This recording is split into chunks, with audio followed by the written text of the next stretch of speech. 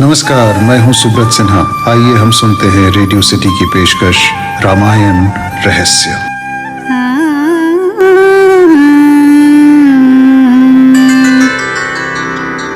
आदि राम तपोवनादि गमनम् हत्यामृगं काञ्चनम् वैदेही हरणं जटायुमरणं सुग्रीव सम्भाषणं बालिनिर्दलं समुद्रतरणं लङ्कापुरी दाहनं पश्चाद् रावण कुम्भकर्ण हननम् इतवधि रामायणम्। रामायण की लीला त्रिदेव द्वारा मनुष्यों के जीवन में कर्तव्य, प्रेम, नैतिकता, लोक कल्याण और समाज व्यवस्था की स्थापना हेतु किया गया। और क्योंकि रामायण मानव जीवन के उद्धार के लिए भगवान विष्णु का मानवीय रूप था, इसीलिए उसे रामचरितमानस कहा जाता है। मिथिला के राजा जनक बड़े विद्वान तथा साधु पुरुष थे। उनकी बेटी सीता अब धीरे धीरे बड़ी हो रही थी और उनके विवाह का समय आ गया था। राजा जनक के पास एक धनुष था। यह धनुष शिव जी का था। इस धनुष से उन्होंने त्रिपुरासुर का वध किया था। इसे सीता जी को छोड़कर और कोई नहीं उठा सकता था, क्योंकि ये बहुत भारी और कठोर था। राजा जनक ने ये प्रतिज्ञा की थी कि जो कोई इस धनुष को उठाकर उसकी प्रत्यंचा बांध देगा, उसी के साथ सीता जी का विवाह संपन्न होगा। माता सीता के विवाह हेतु स्वयंवर का आयोजन किया गया। रावण भी उस आयोजन में सम्मिलित हुआ था। इस आयोजन में महर्षि विश्वामित्र श्री राम और लक्ष्मण के साथ पहुँचे। राजा जनक ने इनका बड़ा स्वागत किया, किंतु कोई भी इसे हिला भी नहीं पाया था। प्रत्यंचा चढ़ाना तो दूर की बात थी। राजा जनक को चिंता होने लगी कि अब कहाँ अपनी पुत्री सीता के लिए सुपात्र वर खोजे। तभी महर्षि विश्वामित्र ने राम को धनुष उठाकर उस पर प्रत्यंचा चढ़ाने का आदेश दिया। गुरु की आज्ञा पाकर श्री राम धनुष के पास पहुँच गए और उन्होंने बड़ी सरलता से उस धनुष को उठा लिया और उस पर प्रत्यंचा चढ़ाने लगे। धनुष डोर बांधने के दौरान श्री राम के हाथों से वो धनुष टूट गया। क्योंकि धनुष शिव जी का था, उस समय भगवान शिव के परम भक्त धनुष के टूटने की आवाज सुनकर परशुराम जी वहाँ पहुँच गए। वो बड़े क्रोध में थे। वो इस धनुष को तोड़ने वाले को खोजने लगे।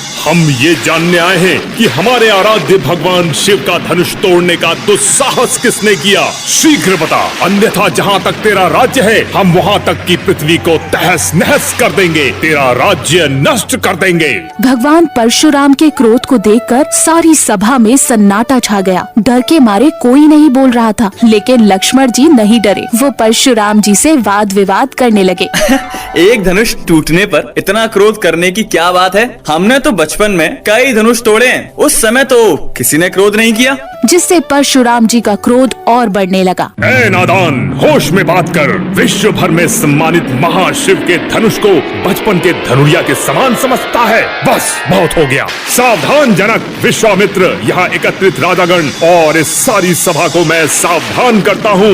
जहाँ कहीं भी वो अपराधी छिपा है, उसे बाहर निकाल कर खड़ा कर दिया जाए, अन्यथा मैं उसे मृत्यु दंड दूंगा। लेकिन फिर श्री राम ने बड़ी सज्जनता के साथ हाथ जोड़कर निवेदन पूर्वक भगवान परशुराम से गलती से धनुष टूट जाने की बात कही, उनसे क्षमा मांगी। प्रभु शिव के धनुष को तोड़ने का दुस्साहस तो कोई आपका दास ही कर सकता है। उसके लिए क्या आज्ञा है, आप मुझसे कहिए। आपका अपराधी मैं हूँ। मेरे ही हाथों से ये धनुष भंग हुआ है।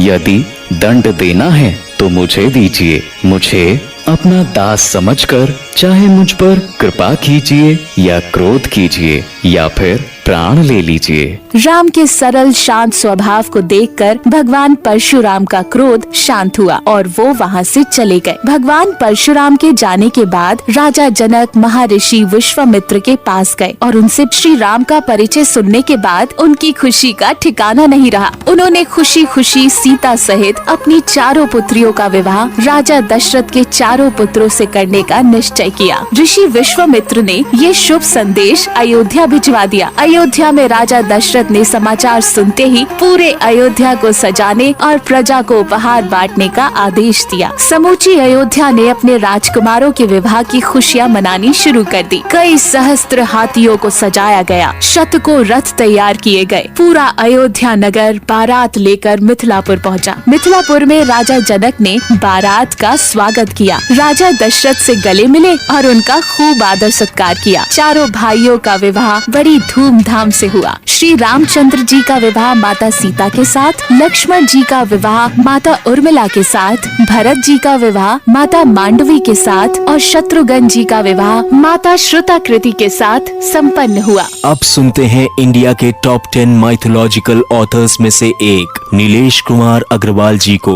नमस्कार, मेरा नाम नीलेश कुमार अग्रवाल है। जैसा कि आपने बालकांड में राम सीता विवाह को सुना, इसी से जुड़ी मैं आपको कुछ और जानकारी देना चाहूँगा। जब सीता जी श्री राम को देख उनकी ओर आकर्षित हो जाती हैं, तो वह यह सोचती हैं कि अगर यह सुकुमार शिव जी के धनुष को नहीं तोड़ पाए तो मैं क्या करूँगी। तब सीता जी श्री राम को पति स्वरूप पाने के लिए माँ पार्वती की पूजा करने लगती हैं। माँ पार्वती उनसे प्रसन्न होकर कहती हैं कि सीता, तुम्हारी मनोकामना अवश्य पूरी होगी और जिसमें तुम्हारा मन अनुरक्त हो गया है वही स्वभाव से सुंदर वर तुम्हें प्राप्त होगा। चंदन और मालाओं से सुशोभित शिव धनुष को एक लोहे के संदूक में रखा गया था। वह 5000 वीर सैनिकों द्वारा खींच के लाया गया। शिव धनुष कितना भारी था, इसका अंदाजा आप इस बात से लगा सकते हैं कि स्वयंवर में उसे उठाने के लिए 10,000 राजाओं ने एक ही बार में प्रयास किया, किंतु वह सब मिलकर भी धनुष जरा सा भी ना हिला सके। विश्वामित्र जी को पता था कि रावण की नजर उस धनुष पर है और अगर ब्रह्मदेव की तपस्या कर उसने शिव धनुष मांग लिया तो वह सृष्टि का विनाश कर देगा। इसीलिए श्री राम ने संसार की भलाई हेतु स्वयंवर में वह धनुष तोड़ दिया। वाल्मीकि रामायण के अनुसार श्री राम द्वारा इतनी फुर्ती से यह सब हुआ कि धनुष लेते, चढ़ाते और जोर से खींचते हुए कोई भी उसे नहीं देख पाया। रामायण के इस दोहे से इस बात की पुष्टि होती है। लेट चढ़ावत खेचत गाड़े, काहू न लाख देख सब उठाड़े। बालकांड के इस भाग से हमें यह शिक्षा मिलती है कि मनुष्य को किसी भी परिस्थिति में अहंकारवश किसी का भी अनादर नहीं करना चाहिए, क्योंकि अहंकार आपको शक्तिहीन और बुद्धिहीन बना देता है। होई ही सोई जो राम रची राखा।